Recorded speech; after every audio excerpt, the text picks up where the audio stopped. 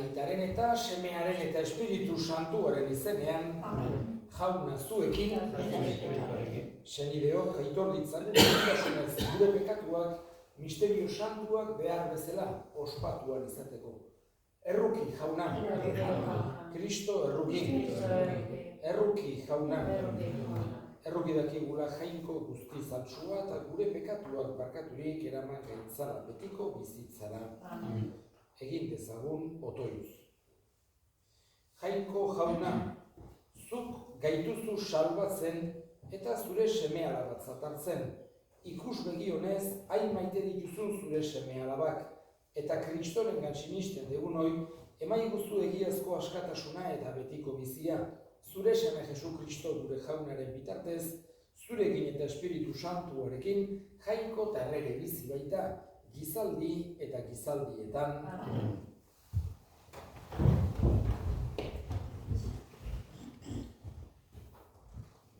Amos profetaren liburutik. Egun haietan, Amasiasek, Betelgo apaizak, hau jakin erazizion Jeroboan, Israelgo erregeari. Amos azpi jokoan ari zaizu Israelgo etxearen erdian. Herriak ezin ditzake gehiago jasan, haren esan guztiak. Honela mintzo baita Amos. Jeroboan ezpata zilko da, eta Israel bere lurretik erbestera eramango dute. Eta Amasiasek esan zion Amosi. Ikusle, zoaz hemendik, ies egizu Judako lurraldera. Jan ezazuan zure ogia, eta otseginan profeta hitza, baina Betelen ez otsegin gehiago profeta hitzik. Hau, erregeren toki santua data, erreinuko jauretxea. Amosek erantzun zion Amasiasi, ni ez naiz profeta, ez da profetaren seme ere, hartzaia naiz ni, basapiku inauslea, hartaldearen atzetik nabilela hartu ninduen jaunak eta esan zidan, zoaz eta otsegiozu profeta hitza Israel ere herriari, eta orain entzun jaunaren hitza. Zuk diozu, ez otsegin profeta hitzik Israelen kontra, ez mintza Israelen etxearen kontra. Horra bada, honela dio jaunak, zure emaztea emagaldu ibiliko da hirian, zure seme-alabak ezpatapean eroriko dira, zure lurra ariz sailkatuko dute, zerori gentil lur zikinetan hilko zera, eta Israel bere lurretik erbestera eramango dute. Jaunak esana. Jauna dut hartzai, ez naiz ezeren beharrean, larre guritan, arg nauentzan, atsedenezko urbizitara, ark narama, tan bizkortzen ditarima. Jauna dut hartzai, ez naiz ezeren beharrean, larre guritan,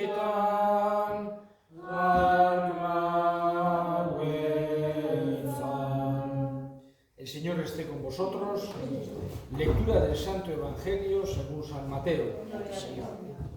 En aquel tiempo, Jesús entró en una barca y cruzando el mar llegó a su pueblo. Y allí le trajeron a un paralítico tumbado en una camilla. Viendo Jesús su fe, le dijo así al paralítico: «Ánimo, hijo, tus pecados te son perdonados». estaban allí unos escribas que decían para sí: este está blasfemando. Jesús, en cambio, conociendo sus pensamientos, les dijo así: ¿por qué tenéis esos malos pensamientos en vuestro corazón? ¿Qué es más fácil de decir: tus pecados te son perdonados, o levántate y vete?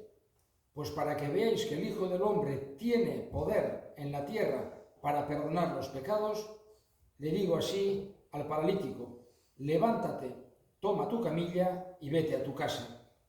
Se levantó el hombre y se fue caminando a su casa. La gente, al ver aquello, se quedó asustada y alababa a Dios porque había dado un poder así a los hombres. Palabra del Señor.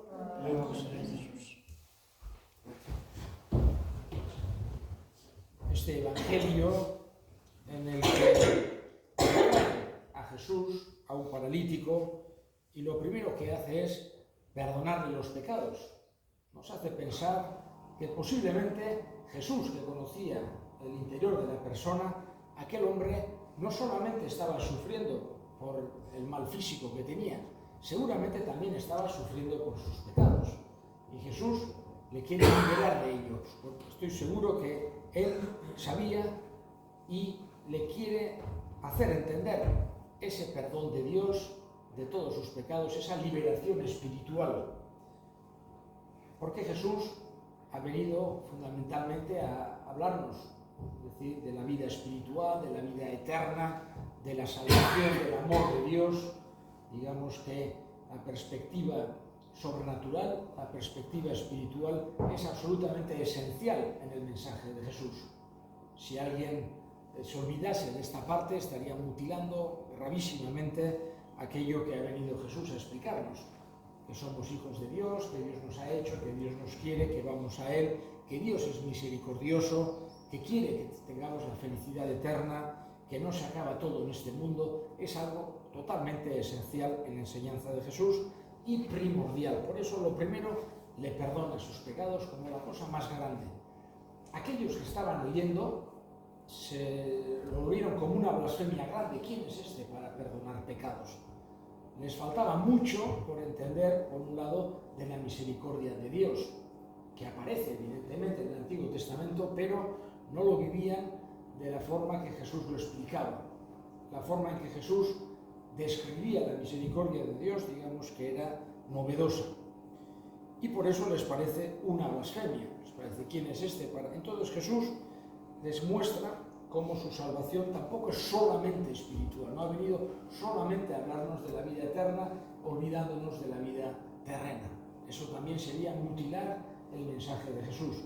Y por eso, para demostrarles que tenía poder para hacer eso, y también que para él era muy importante el bienestar físico de esta persona, por eso también le cura y le dice: toma tu camilla y vete a tu casa. Vemos, como siempre, como en todos los milagros, aparece por un lado la bondad de Jesús y por otro lado también su poder. Jesusek halako mirariak egiten zituelarik, alde batetik bere boterea erakusten du. Edozeinek ez dezakeola sendatu, baino aldi berean ere bere ontasuna ona dela erakusten digu, bere boterea beti mesederako erabiltzen zuelako.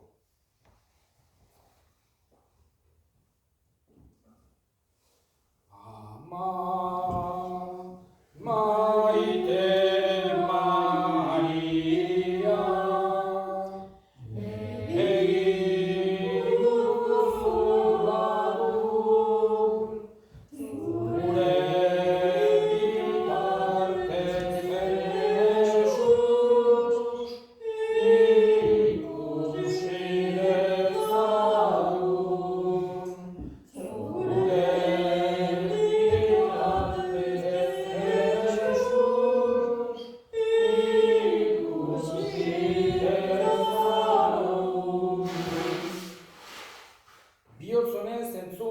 gure eskariak eta onartu zure zerbitzarien eskaintzak.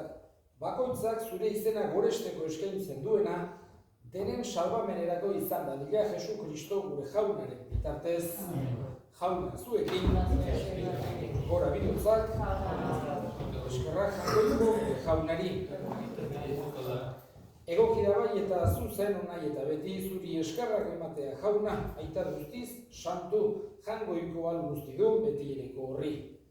Ona zeralako egin zenuen gizakia, eta bere erruz galduta zegoena, erosi egin zenuen errukiz beterik Jesu Kristo gure jaunaren bitartez. Beronen bitartez, aineruek zure hunditasuna goresten dute, espiritu doatsuek zure ospea adoratzen, goiko indarrek zuri auspez agur egiten, oztasun berak bai ditu zerutar guztiak elkartzen. Onarrezazu jauna, haien gorespenekin bat egin ditzagula guk ere gure kantu hotsak. Santu, santu, santua, diren guztien jainko jauna, zerulurak deterik dauzka, zure izkinak, goxanak zeruko jenetan. Santu zera bai jauna, eta santutasun guztiaren iturri. Santu egizkizua da, ogitako hauek zure espiritu isuriz, Jesu Kristo jaunaren gorputz eta odol guretzat egin daitezen. Berak saldu zutenean eta bere gogoz, gurutzera zijoala, ogi hartu eta eskerrak emanez atitu zuen eta bere ikaslei eman zien esanez. Hartzazue eta jan guztio kontatik, hau nire gorputza data zuentzat emango dena.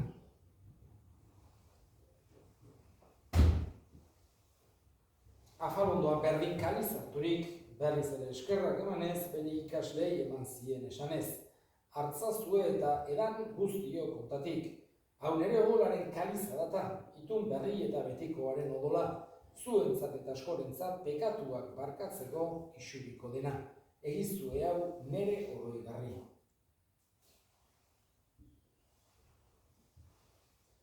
Hau da sinismenaren misterioa.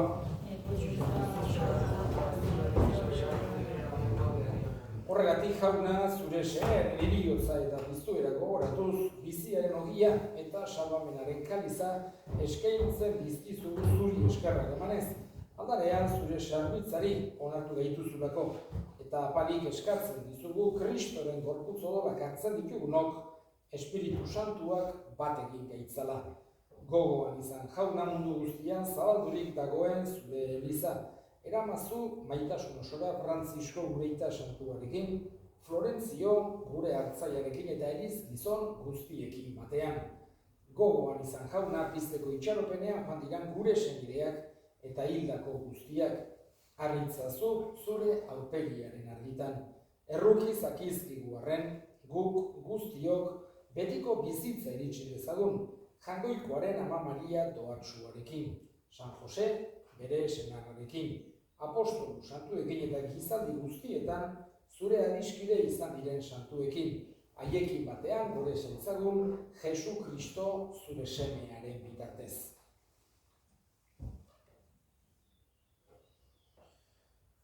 Honen bitartez, honekin eta honengan, zuri aita jangoiko alguztidun horri Espiritu Santuarekin batean, ospe eta aitza guztia gizaldi eta gizaldi guztietan. Salbatzaileak aginduta erakutsiari jarraituz, bildur gabe esan dezagun. Gure aita zeruetan zerana, santu izan beti zure izena, etorre beti zure erreginoa, egin beti zure nahi zeruan bezala lurrean ere, emaiduzu gaur egunontako ogia, barkatu gure zorrak, guk ere gure zordunei barkatzen digun ezkero, eta ez duten taldi eraman, baina atera gaitzazu gaitzetik. Atera gaitzazu jauna gaitz guztietatik, emaiguzu bakea gure egunotan. Zure errukiari esker pekatutik garbi bizi gaitezen eta estuarrietan sendo. Betiko zorionaren itxaropenean, Jesu Kristo gure salbatzailean noiz etorriko den zain gaudela. Jesu Kristo gure jauna zuk esana da apostoluei pakea uzten dizuet, nire pakea ematen. begira zure Elizaren sinismenari eta ez gure bekatuei, eta zure gogoaren bezala, emaiozu Elizari pakea, eman batasuna, errege bizi baizera, gizaldi eta gizaldietan, jaunaren pakea beti zuekin. Emaiozue pakea elkarri.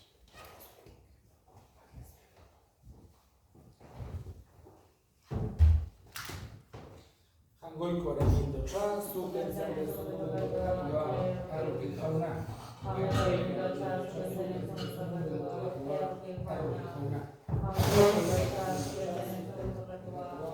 Emaiozue pakea.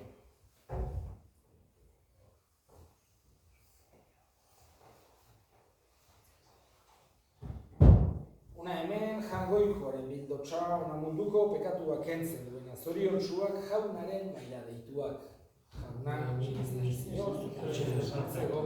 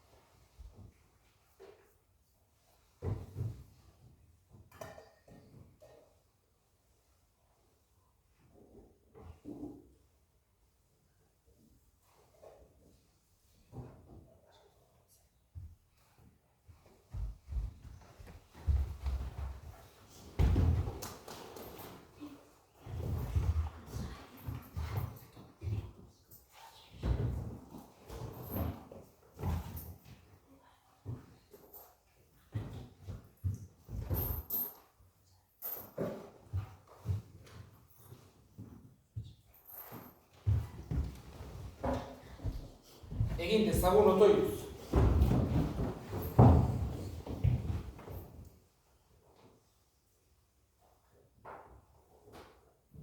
Jauna, zure jendedunak hitzaren eta sakramentuaren janariz hazten dituzu eta bizi berritzen.